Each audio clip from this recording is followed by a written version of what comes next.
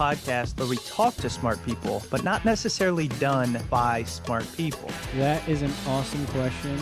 This one goes down probably on one of my top 5. Hey, I like nutrition. I like to eat food. This is the coolest thing ever. We're going to do this forever. I wish I paid more attention in that class. You know, I'm going to be honest, I don't understand that. As a man, I don't get it. Welcome to smartpeoplepodcast.com. Hello and welcome to Smart People Podcast, conversations that satisfy your curious mind. Chris Stemp here. Thanks so much for tuning in. Every time I open up TikTok or Instagram or YouTube, for some reason, I'm inundated by some video, some lesson about grinding. You know, the Gary V mentality, pushing through it. And regardless of my current circumstances, which I believe to be pretty good, I convince myself I need to work harder. I need to grind harder because that is the essence of accomplishment. And I got to say, it doesn't always result in the best outcomes. Maybe I'll succeed. Maybe I'll accomplish. But at what cost? That's why I wanted to have this week's guest on the show. This week, we are talking to Steve Magness. He is a world-renowned expert on performance. He is the co-author of Peak Performance and The Passion Paradox. And specifically, we're talking about his brand new book called Do Hard Things: Why We Get Resilience Wrong and the Surprising Science of Real Toughness. Steve received his undergraduate degree from the University of Houston and a graduate degree from George Mason University. Once upon a time, he ran a 4-minute and 1-second mile in high school, which at the time was the 6th fastest high school mile in U.S. history. He's an executive coach, a performance coach, and an author. I believe that his take and what we talk about in our episode today is a new way, a healthier way, and a better way to look at the truth, which is we do have to do hard things, but in the right manner. If you like what you hear, you know where you can find us, smartpeoplepodcast@gmail.com. I actually got a listener email maybe a week or two ago, which I have to respond to.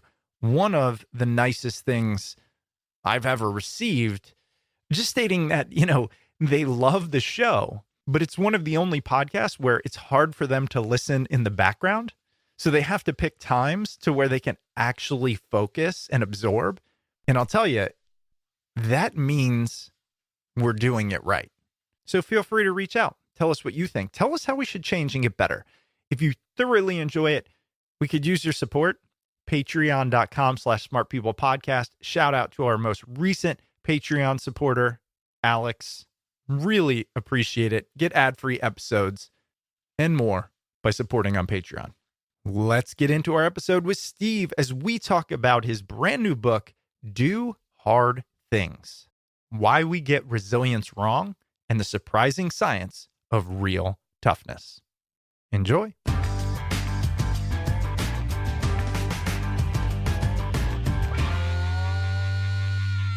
I really wanted to talk to you, and here's why. I feel like I have a propensity to shy away from hard things. And as I've gotten older, I've realized that it is a value that I have.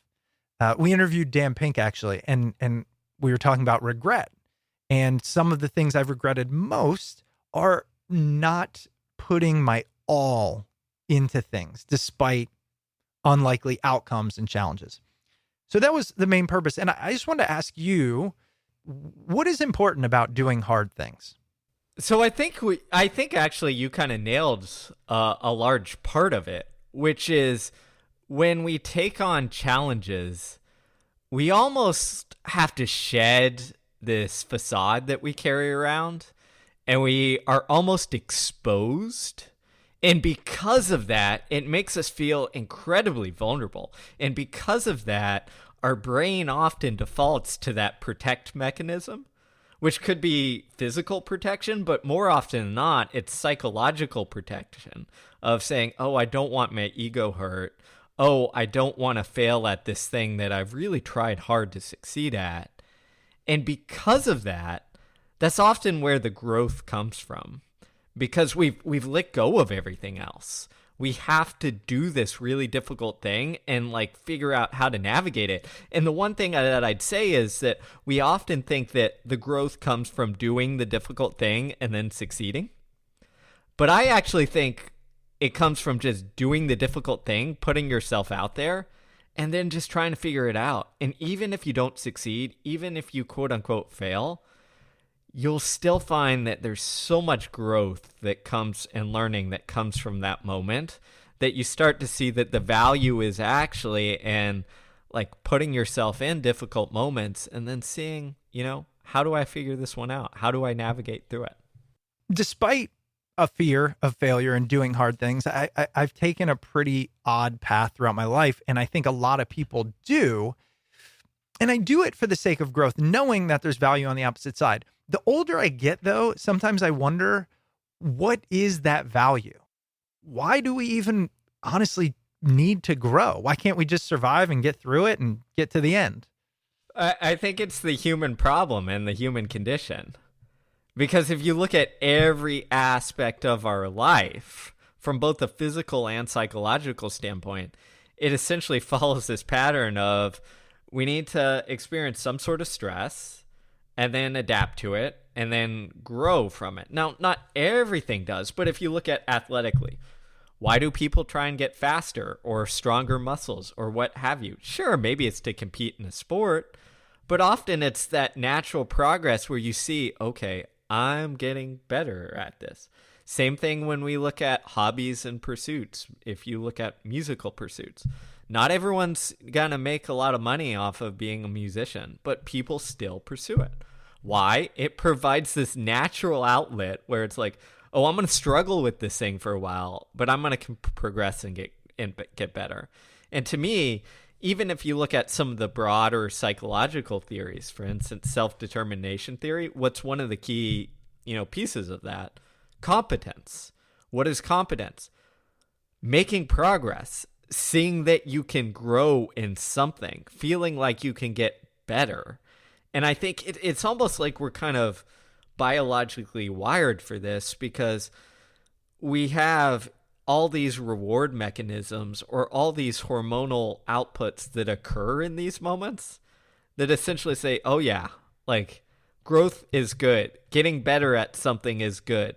Like feeling like you're stagnating does not often feel that good. Now, am I saying like we need to grow in everything? No. I think it was the neuroendocrinologist Robert Sapolsky who put this really well. He said, we need to feel like, and I'm paraphrasing, but we need to feel like we are growing and achieving in something. And for some, that might be in the workplace, and others that might be, hey, I am the best player on the company softball team. And that's okay. If we think of it as potentially unavoidable, then we don't necessarily have to question the reason or the rationale behind it. And I don't know if everybody questions it. I tend to think like 5 levels beyond often what is necessary. Why question it if you're going to do it anyways? Meaning, I know for a fact most people are not content just being day in and day out. They'll do that for a while, and then you watch people add complexity, even if they can't answer why. And I think it's what you're saying. It's something internal, physiological, rooted in being human, the reason we're top of the food chain. We can't help but to want to progress. Exactly. And perhaps the best place you see this is after people retire. Because you would think like, okay, I've made my money, I have my nest egg, like I'm set for the next whatever, years. And often people think like, oh, I'm going to go on a beach and just relax for the next 15, 20 years. But they don't, right? They pick up hobbies or other pursuits or have something else that they feel like they're kind of contributing or making progress towards. And often if you don't, you get kind of restless to a degree. And I think this, again, it's something about being human. And I don't know the sciences or the psychology as well, but just think of it is the ability to explore was central for being a human out on the savannah, right? Right. We had to survive. And part of that was exploring for food, exploring for resources, exploring for whatever. If you look at fast forward into our history, there's a reason we crossed the Atlantic Ocean to find North America. It's this, and there's a reason we went westward as Americans. Like, there's this deep, almost like need for progress or exploration that is just kind of ingrained in us. And I'm not saying again that it needs to be in every aspect of your life. It's very good to be able to sit and be content with certain things. But I think it's almost like we have to satisfy this itch we have. And it's better that you are being intentional on, okay, how am I satisfying this itch? Versus just saying, okay, I'm going to leave it up to everything and just like let my mind or body kind of satisfy this itch or pull me in these directions, which may not be something that you want to do. Yeah, I'm glad you mentioned the intentionality, because of course we're going to get into the meat of this is, how do we do hard things? How are we currently potentially thinking about it incorrectly based on common wisdom and whatnot? But how important is it to first stop and identify, what do I want to accomplish and what hard things am I choosing to engage in? It's vital. Absolutely vital. And actually, there's some fascinating research on intentionality around like our goals and our pursuits that really gets at this. Is whenever we find or feel like we have something imposed upon us. So let's say, you have a boss who says, here is your goal, or a coach who says, like, you're going to try and lift this much weight. Whenever we have an imposed goal on us, we don't persist as long. We're more likely to give up. We're more likely to have kind of this negative ruminating self-talk around things. When we feel like, instead of having it imposed, when we're intentional and it feels authentic and aligning with ourself, then all of those things are the opposite. We persist longer. We're able to handle it better. We're able to cope with the difficulties that come with it. All good things. So to me, like, that intentionality is so important. And to get to that intentionality, often what we need is the self-awareness to do the work to say, okay, what is it we really want to pursue? What is it we really want to go after? And any parent of a teenager can tell you this, right? Or a younger person, is if you try and impose, like, hey, you're going to be the best soccer player or the best violinist ever, it backfires most of the time. Sure, every once in a while it might work, but like, it backfires because it's not their dream, it's not their goal. They're not choosing it. You're forcing it upon them. And eventually things that are forced upon us, like when the going gets tough, we kind of give up on them because it doesn't have that underlying meat or driver to propel us through the really challenging moments. A lot of people that listen to this show, if you're listening, you likely have various interests. You're probably a generalist, and you also believe in human growth and development. The challenge with that is hard things require time, effort, engagement, a lot of energy. How do you narrow down the things or the hard things you are going to choose to do?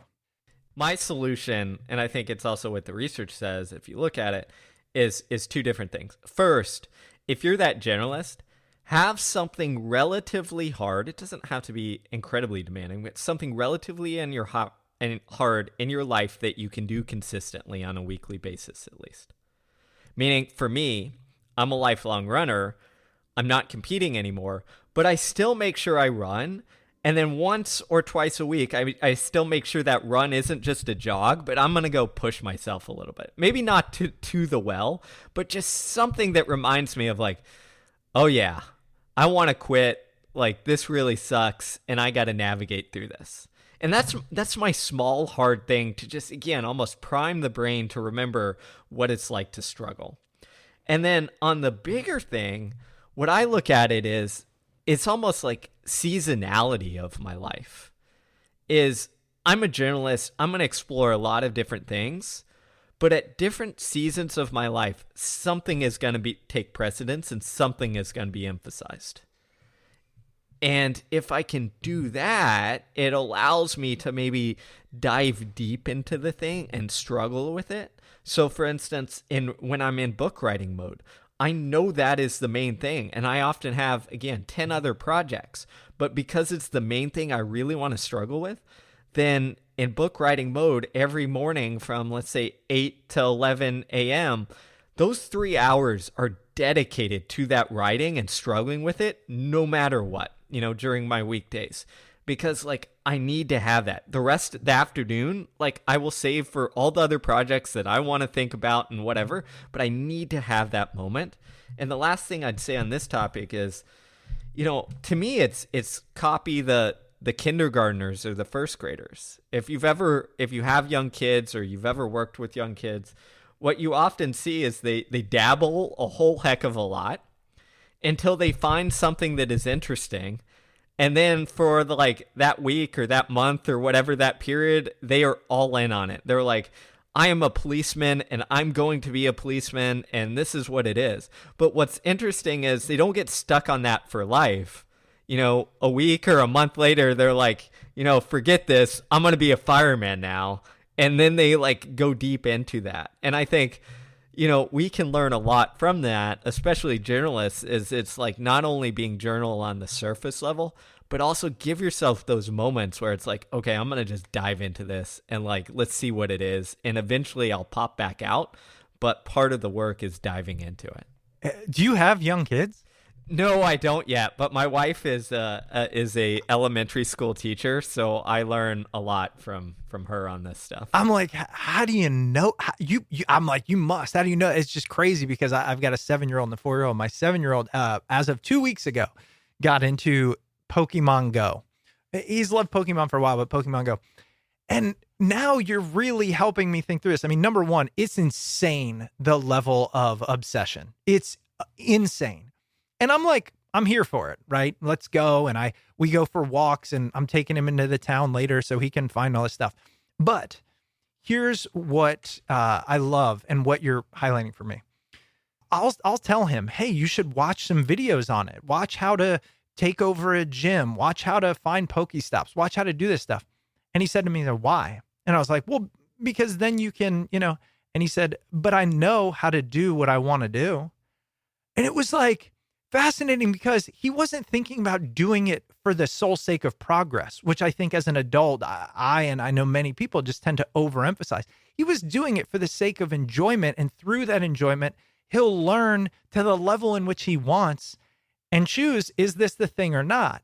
Now, hopefully it's not because he can't be a professional Pokemon Goer, I don't think, but still it gets back to what you were talking about is, are the goals internal? Is the rationale yours or someone else's will determine the way in which you approach that thing? Yeah, I love that story, and it's spot on. And I think that is often, especially with young kids, but also for ourselves as we get so wrong, is that if you're gonna pursue something to a large depth, to a great degree, the driver it has to be that internal. It has to come from within. It has to be like your son. No, why would I look at how to do that? I'm just, pursuing this because it's interesting to me. That has to be it. So to me, it's whether you're a parent, whether you're a boss, a leader, a coach, whatever have you, is how do you create the environment where you're allowing that to develop and allowing that to happen? And it sounds like with your son, it's okay, great. I'm going to offer you this, but okay, you're telling me you just want to do this. Great. Go for it. So often, instead we see that my kid is interested in Pokemon Go, or my athlete or my worker is really good at this. And then we start pushing, pressing, pushing them all the way up. And what happens is that often backfires because it takes away that joy and that interest that initially created that spark. And I think that does such a disservice. And instead we need to be okay, how do we support this? Hopefully this isn't the thing they do for the rest of their life if it's something like Pokemon Go. But in this case, what is it doing? It's teaching them how to figure out that interest, pursue something, like, get a little obsessed with something for a while. And you hope that, in his later years, well, he's got those skills. He understands what it means to be like passionate and interested about that. And when the time comes, he'll apply that to something that, we might consider more productive. One thing that's always stuck with me about parenting, and we'll move on, but is, when your child comes into the world, they are a tree, let's call it a seed. It's planted. It's going to grow into the tree it was planted to be. Like, you're not going to turn a pine tree into an oak or whatever, right? So your job is to just make sure that the environment that they're growing in will help them be the biggest, best tree that they are. And it's hard, right? It's hard. But I think when we try to do anything but that, we're doing it for the sake of ourselves as a parent, not for the sake of the child. I love that analogy. And maybe to back that up, again, for, a decade, I coached high school and college sports, track and field. So I got to see the other side of it, and the parents who kind of supported versus the parents who maybe tried to turn that pine tree into an oak. And there's, the outcomes were very clear. You could see the kid who, regardless of how good they were at the sport, like, enjoyed it, got something out of it, versus the kid who felt like, they were being pushed or were only doing this because they were satisfying mom and dad's like athletic urge or need. And those situations often didn't end up very well. So to me, again, it's that analogy is like, how do you create that environment to support that growth, to grow into whatever the biggest tree, it ends up being. And if you do that, you're in a good spot, and your kid's in a great spot as well. I'm with you. All right. So now what I want to transition to, your stance is that the way we approach this idea of toughness, grit, and mental toughness isn't quite right. Tell us what you think we're currently getting wrong about toughness in the common lexicon. Yeah. So what we tend to do is we tend to think of grit, toughness, resilience, all of these things as almost being this kind of this quality that is almost like the stoic quality of putting your head down, grinding through things. It's that grind mentality, ignore everything around us, like forget your emotions, what your feelings, the doubts, ignore them, and just push through. And what the research shows, what top performers across domains show, is that can work in a very narrow, field. But what often happens is that backfires, because it sets us up for, again, this environment where it's like, okay, I've just got to push through. Or as a leader, as a coach, as a parent, I've just got to teach these kids to do really difficult things and put their head down and just grind through it. And I'm going to be kind of this disciplinarian hard ass to do so. And again, that tends to backfire. And the research is actually pretty clear. It's fascinating, especially, I know we talked a lot about parenting, but parenting and coaching and leading, is that those styles often lead to lower levels of discipline. It leads to less perseverance. It leads to people who give up more frequently, and then also don't handle loss or failure as well as all. Well, how can that be the case? Well, it's essentially, the analogy I like to use is that method of just push through, grind through, etc., is essentially using fear as the motivator, and then it's essentially giving you a hammer and saying this hammer works for everything. And instead, what I'm saying, there might be times when you need to put your head down. But that is a very narrow view, and we have all these other tools that we can utilize. And often these other tools are way more appropriate. So instead, let's give people the skill set so that they can pick the appropriate tool for the challenge that they are facing. And often that tool is the opposite of the push, grind through. Sometimes it's letting go. Sometimes it's creating space so that you can navigate the decision, right? So if we do that, people are going to be in a better place to handle the challenges that they face in their life. With this idea of perseverance without context, the only tool we often have is head down. And perhaps that is what we have gotten wrong. We have espoused the idea of doing hard things and toughness and grit and all of that. But in today's society of, easy bake oven type thing, we hear the headline and then all we know how to do is, wow, this feels hard, so I must be doing what they're telling me to do. I'm going to keep going and keep having it feel hard. And the result of that is what? What does the research show you when most people are pushing and just think this is the way to go through? Yeah, so what happens often is a couple different things. First, we often fail because that method doesn't always work very well. What happens is when we push, persevere, etc., is we miss the signals that it might actually be better to quit in this situation. So the example I like to give here, and I was talking to a couple world-class climbers who climb things like Mount Everest, is one said, Steve, the hard decision for us isn't pushing to the summit when we see it there. Because we spent months and maybe years training to get to the summit, and you're within a couple hundred meters and you can see it and the goal is right there. The hard choice is to say, hey, can I make it to the summit and then all the way back down? Which often means I need to have the self-awareness to quit, to not persevere, because that allows me to stay alive and meet more of my goals versus like just getting to the summit and then potentially not having the energy to do so. So the hard decision is having that self-awareness in that moment. So to me, the perseverance kind of culture gets a couple things wrong is that, if the only tool we have is put our head down and persevere, we're going to miss out on one of the crucial things in life, which is being able to switch and re-engage with a goal that might more align with our current values and current objectives.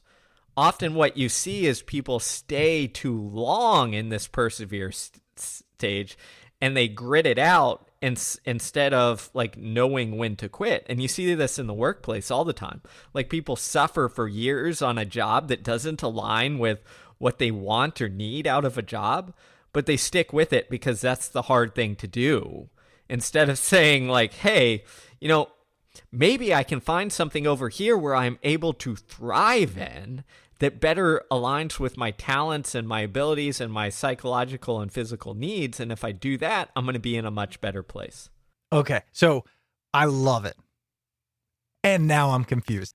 If I know doing the hard things, pushing through, the struggle leads to the growth, I know all these things, then how can I, in the middle of the struggle, know when it's time to quit? Because then it feels like, yet again, here you go, not being willing to do the hard thing. And that's why I wrote this book, because it really is about the nuance. And this decision is nuanced. So what do you need to do? You have to develop the skills that give you the ability to have the self-awareness to know when to persist and when to quit. What are those skills? It is not ignoring everything like we often do in the kind of persevere push. It is learning to read your feelings and emotions so that you can understand the signals that are coming. And the way I like to look at it again is being able to distinguish what is real, maybe a real threat, versus what is just fake in your body trying to protect you, right? So I'll use the simple example in running.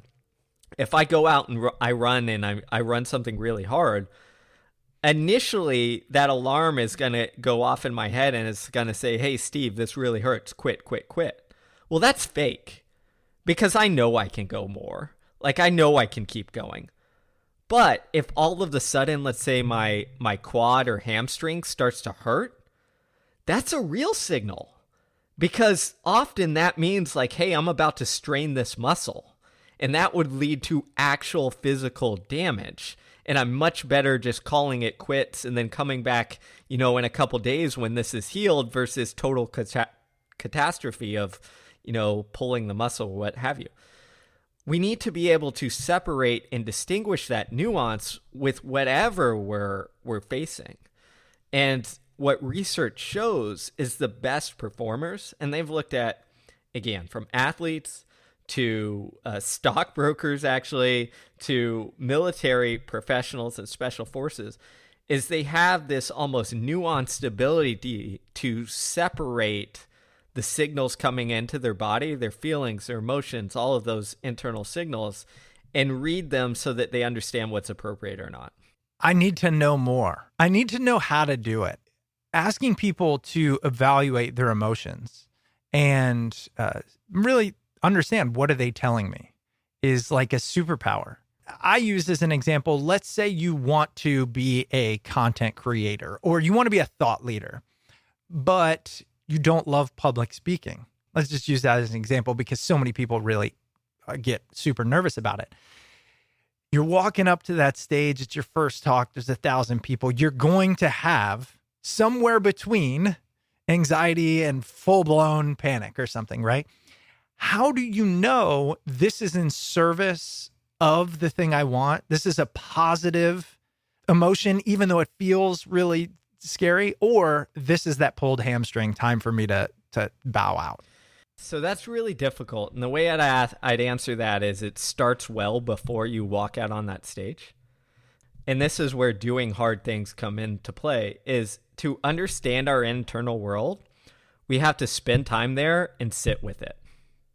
So I'll give you the example going back to kids, and you'll probably know this, is when a kid is, 4 or 5 years old and they throw a tantrum and you ask, hey, what's wrong with you? Like, what's the problem? They have a very limited vocabulary to tell you what the problem is. Every answer might be, I'm sad, right? Well, as an adult, we might say, instead of I'm sad, we might say, oh, I'm frustrated or lonely or feel jealous or feel unwanted or whatever have you.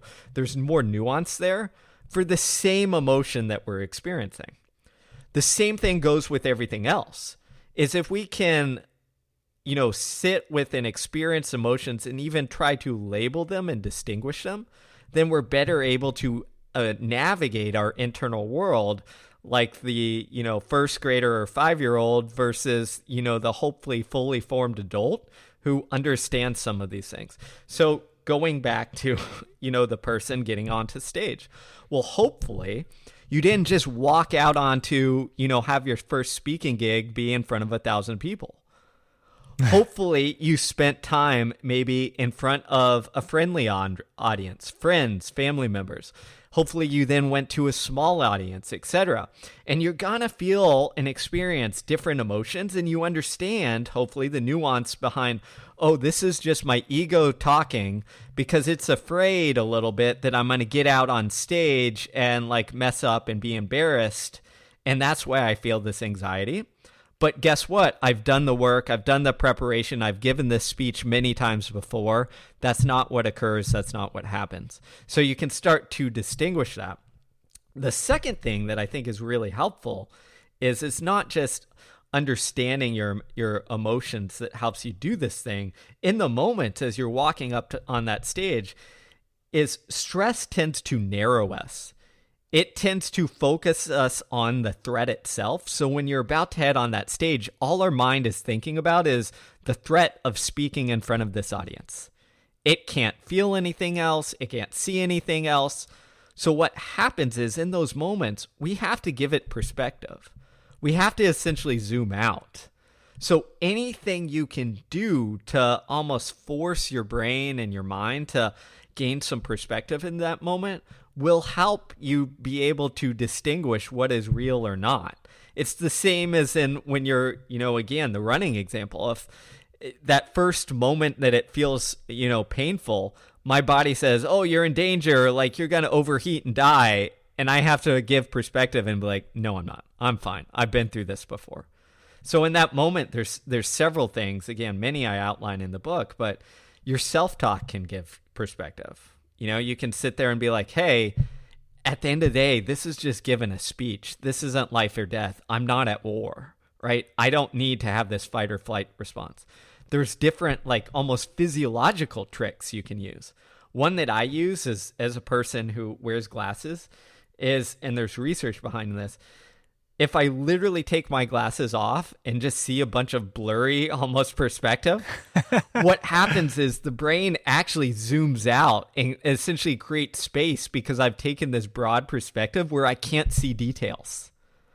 So it almost like shifts the brain and out of this like hyper emotional state and says, okay, we're going broad perspective. Now, if you're not lucky enough like me to be able to do that, there's some fascinating research that shows, again, if instead of focusing maybe on like, you know, the podium or one person in the audience, if you take a broad perspective and just look at the horizon, the same perspective shifting thing can occur. Again, there's other things with breathing and all sorts of stuff, but there's a lot of ways where we're essentially trying to zoom out and create space. Thanks for that. And yeah, as you mentioned, you talk about a lot of them in your book, which is Do Hard Things, Why We Get Resilience Wrong, and the Surprising Science of Real Toughness. And I found that section on emotions, listening to your body, so important because it adds a level that is not out there, right? And I think that's to your point. It adds the level of it's not about just pushing through. And when you get to this, when we talk about all the things we just went through, you realize the more you do these hard things, you will then start to learn what is your body saying. You can't not interpret it. Your body will force you to feel these things. And then probably after the fact, say, okay, how did that feeling line up with reality, line up with my result? And so again, it becomes this cyclical thing, which we call growth. Exactly. I mean, all you're doing is, you know, we think about training our body all the time in terms of physical pursuits, but we often neglect that we can train our mind. And that whenever we're going through a challenging, stressful, whatever, hard time, you're essentially training your mind how to respond to the world around it. And our brain works predictively. So if you consistently tell it like, hey, these things are threatening, these things are items to avoid, then it's going to comply. It's going to say, oh, you know what? We're going to avoid this, and I'm going to send a whole heck of a lot of stress your way so that you avoid this thing. But if you do difficult things and, again, learn how to sit with it and navigate it, and you're again, not kind of freaking out and spiraling, your brain learns the opposite, which is, okay, yes, this is very difficult. Yes, this might create some anxiety, but we can get through this, and here's how, and here are the ways, and here are the things that are real and we need to pay attention to, and here are the things that aren't. What else do you think is something people commonly believe about the idea of persistence that we might be getting wrong? Yeah, so I think the other thing that really stuck out to me in researching and writing this book on what we get wrong is how we create the environment or space in a leadership role to allow people to do that.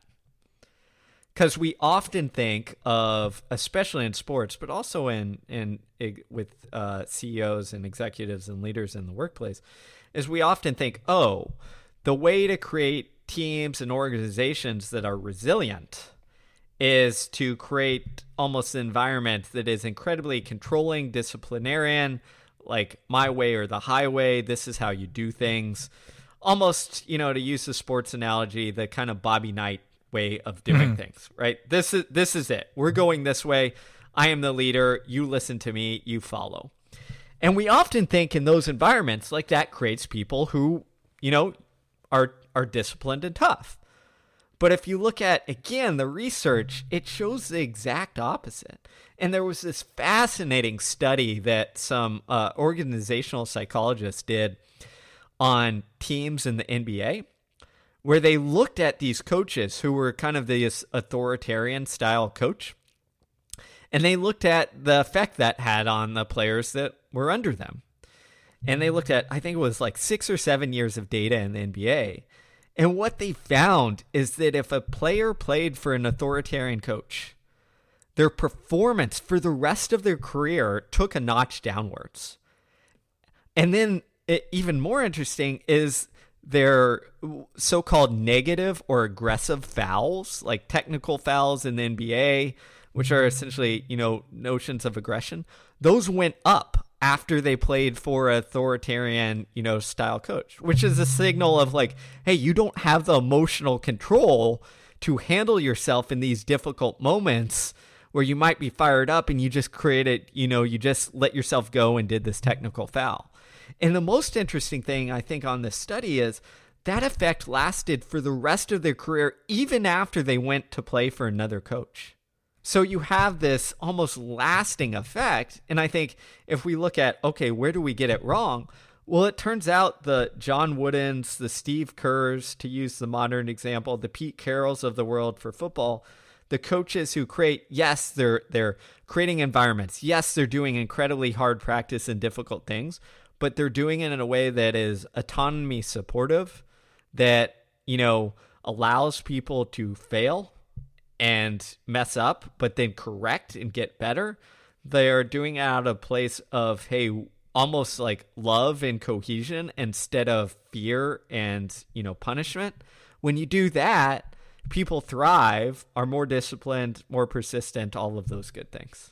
I can't help but to be reminded of a recent episode we did, Nate Zinsser. We talked about kind of a similar topic here, confidence. And one thing he really highlighted for me was the story you have in your brain will actually impact your physiology. So all golfers know this. Like, you're thinking, don't shank this shot. Don't slice it because there's people watching. You will. And a lot of people know that. Simon Sinek has this great story where he talks about skiers who say avoid the trees are more likely to hit the trees than skiers who say look for the path. What would this authoritarian coach, why would that impact your performance? And I do wonder if one of them is the thought process of you got to get it right. You push so hard, changes your physiology in a way that doesn't allow your natural talents to come out and doesn't allow you to try the things that are going to do the hard play and then potentially succeed or fail and learn from that failure. I think you're spot on, because what it does is it puts us in an avoidance mindset. Right. Because we're trying not to screw up. We're trying not to do the thing. And just like the examples you gave from the previous guest, is when we try not to do something, when we try and avoid something, there you go. Our brain gets stuck on it. It doesn't register the avoid. It picks out the thing. So we end up doing the thing. And also, as you mentioned there's fascinating research behind it that shows, again, if we approach things with this avoidance mindset, our physiology and our hormones follow suit. There was a fascinating research study done on professional rugby players that showed essentially if before a game, their coaches focused on, hey, don't do this, avoid this player, or last time you messed up this tackle, so I need you to work on this tackle. If they did that versus gave them, positive feedback on, almost approach goals, when they had the avoidance goals or the avoidance critique, cortisol levels went through the roof, and then they played worse. When they had this kind of approach orientated, hey, here's what you did right, testosterone levels go up and they played better.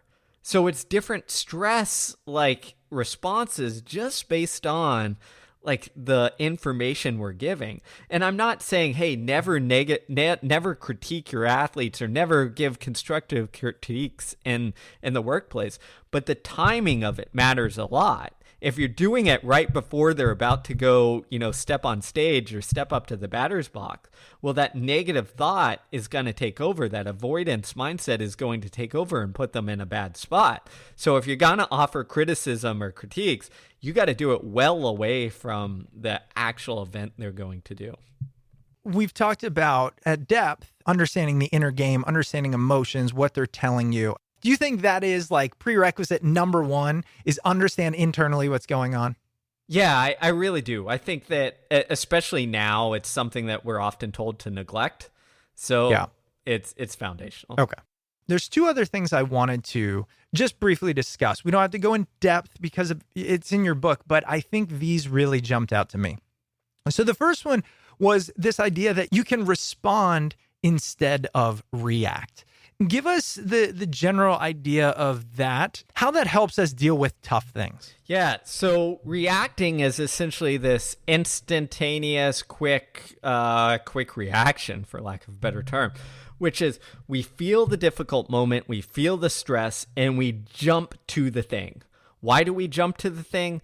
Because our brain and our body are looking for that safety mechanism, that escape route, and we tend to react. Right? It's the best example I can give is if you've ever been in an argument with your spouse or significant other, and you end up saying something that like you would never say, that isn't real, that you deeply regret. But why did you say that? Because you were in this highly stressed, highly threatened state. And often our brain just jumps to the easiest thing that he thinks, okay, this will get us out of that.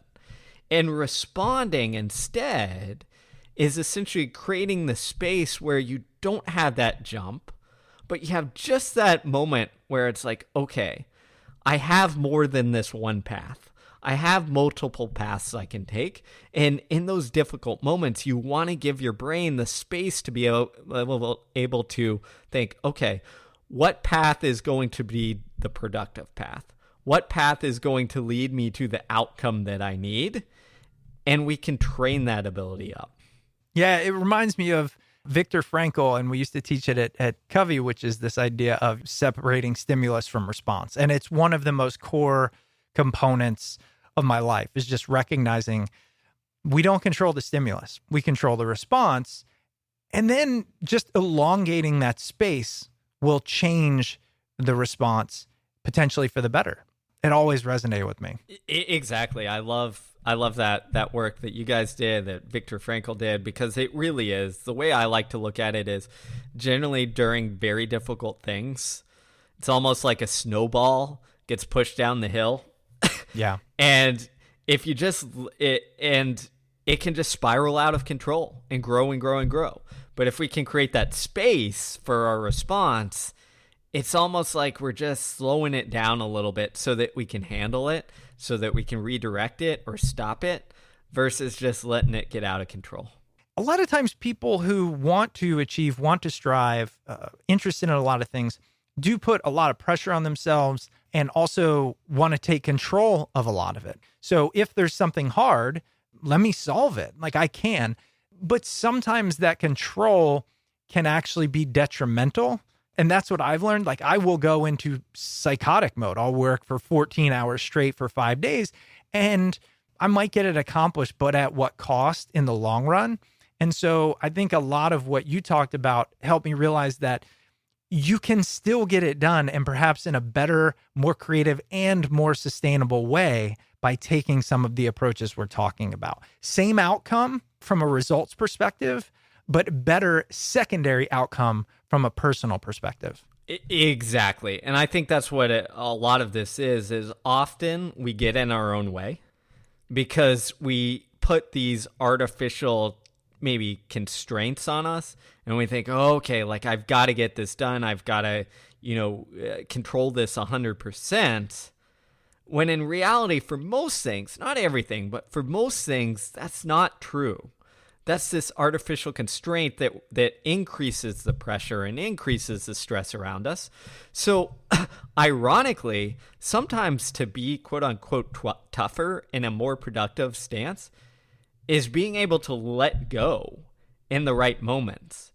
And if you talk to, elite athletes are really good at this, is that often our inclination during those hard moments or those, difficult competitions is to take control and push. But I love using the example of like a sprinter of Usain Bolt, because if you watch him race during the most difficult moment, during the time when the pressure is on at the Olympic Games or what have you, you watch him and he is trying to let go because he is relaxing and trying to relax into it because he knows he has done the work. He knows what to do. And if he tries to force it or push or whatever have you, it will actually tighten him up and cause him to run slower. So I love that analogy for the rest of us. Is often our inclination is to push, to tighten up, but often that backfires. And if we just kind of step back and let go just a little bit, it allows our body, it allows our brain to do what it knows how to do, to do what we've trained it to do, and we perform better and are in a better place. I love it. Well, Steve, one last question, because I think it wraps everything up. You talk about quitting, and you talk about how quitting is human, or at least thinking about it. How can we change the way we think about quitting that actually makes us more likely to succeed? So I think one of the, again, major problems that we have is we've made quitting as this big, bad, horrible thing that tough people never consider. And when we come to things from that approach, what we've essentially done, as we talked about earlier, is turned ourselves into this avoidance mindset where we say, oh, this is the bad thing I'm going to avoid. When the reality is, and I did this, I sat down with some of the best endurance athletes in the world who had made Olympic Games, national records, all sorts of stuff. And I just asked them, how many of you had the thought of, hey, I want to quit. I want to find a hole to step on and to get me out of this race. And every single one did. Even people who had won major marathons. And the reality is that's normal because our brain likes to protect us from doing difficult things. So I think one of the things first is to embrace the reality of thinking about quitting as normal. But I think the other part of having that mindset instead of avoiding it is we are actually training our mental muscle when we give ourselves that choice where it's like, oh, well, I could quit. Because what you're doing is anytime you're in that moment where it's like you have that fork in the road, I could quit, I could continue. And instead of being like, no, never think about quitting, it's a legitimate option. Well, that gives us the opportunity to train our mind, to train our brain, how to navigate that. And then also to ingrain or groove what I'd say the more productive path is, which is, hey, I can wrestle with this and take this, in a positive direction. And there's actually a lot of research that shows when you reframe things like that, what you're actually doing is training, they call it learned hopefulness, where you're training the hope, where you're saying, hey, I'm wrestling with this difficult moment. My mind is looking for an out, but I can find hope in this almost disparaging, stressful environment where I say, oh, you know what? I have a choice, but in this moment, I think I can get through. In this moment, I think I have what it takes based on the information I'm, receiving and the work that I've done to get, a positive outcome out of this stressful or difficult, spot. I have to tell you, I know for a fact that works. Now, I'm not going to go into it because we're at the end of the episode, all right? But I know for a fact that exercise that you just talked about, and it works. It can change the way you approach a difficult situation. I didn't know the science behind it, but I've done it, and it has helped. So not to bring this up at the end, but I think we're in an era right now of just an overemphasis on previous masculine ideals, if you will, right? As a man, like you grin and bear it, and we've gotten too soft, right? Like it was the millennials, and now it's the Gen Zs, and too soft, and we have to go back to the old ways. And I wish we could go back to when you could actually, say what you want is on your mind. And I just think it's missing the growth and the nuance that actually allows us to be better as humans, as individuals, as a society. And that's what you talk about in your book. It's called Do Hard Things because we need to do hard things, but we can do them in a way that is beneficial and sustainable. So Steve, first, I just really want to say thanks for coming on. The book is Do Hard Things, Why We Get Resilience Wrong and the Surprising Science of Real Toughness. Steve, for those that love this, obviously we'll link to the book. Where else can we find you to learn about this work more? Yeah, you can look me up on all social. I'm at Steve Magness. And then I also do a free weekly newsletter, which is through my joint project called The Growth Equation, which you can find at thegrowtheq.com. and we will link to that. Again, Steve, thank you so much. This was fantastic. Thanks so much for having me. This was a blast. This week's guest was Steve Magness. As always, the episode was hosted by Chris Stemp and edited by yours truly, John Rojas. Steve's book, Do Hard Things: Why We Get Resilience Wrong and the Surprising Science of Real Toughness, is available wherever books are sold. And now the quick housekeeping items. If you'd ever like to reach out to the show, you can email us at smartpeoplepodcast@gmail.com or message us on Twitter @smartpeoplepod. And if you want to stay up to date with all things Smart People Podcast, head over to the website, smartpeoplepodcast.com, and sign up for the newsletter. All right, that's it for us this week. Make sure you stay tuned because we've got a lot of great interviews coming up, and we'll see you all next episode.